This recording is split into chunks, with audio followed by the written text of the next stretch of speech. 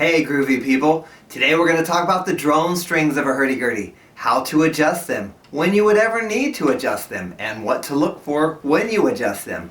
I'm George Leverett of Altarwind Music. Thanks for joining us on Hurdy Gurdy World.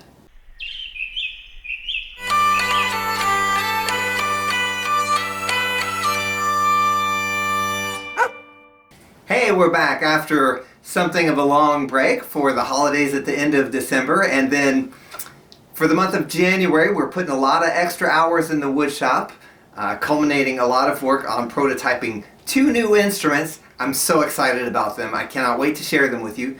Keep an eye on our social media and our website. More coming in the future. Anyway, some really cool new instruments coming out from us. More on that down the road. Got to admit, also, American politics has kept us a little distracted. But enough about that. Let's get started with those drone strings on a hurdy-gurdy. The star of today's video is Awen's instrument, Eleanor, which we'll be using for this demo. And I'll give you a quick run through.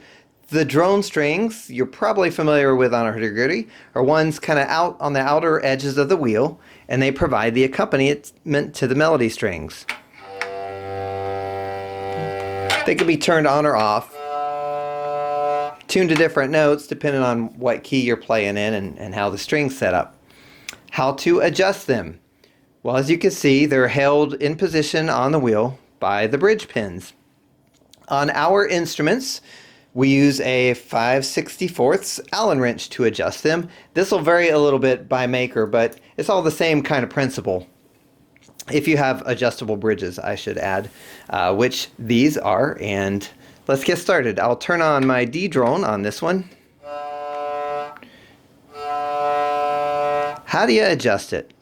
Well, on our instruments, put the Allen wrench in the end of the bridge pin, which is kind of a little socket, and you just turn it. So you can put the drone string on or off the wheel.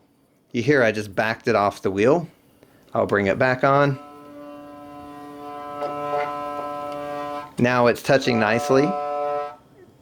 If I feel like it's a little too quiet, I can actually turn it in there a little more, threading it inwards, moving the string so it's heavier on the wheel.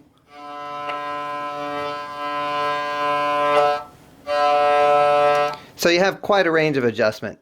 Now, what are you looking for when you adjust it? Just like your melody strings, I like to set it up more or less so it just kisses the wheel without the cotton. So I'm going to slide my cotton off to the side. There, I backed it off the wheel, and I will slowly add it to the wheel. There we go, and put the cotton back in place.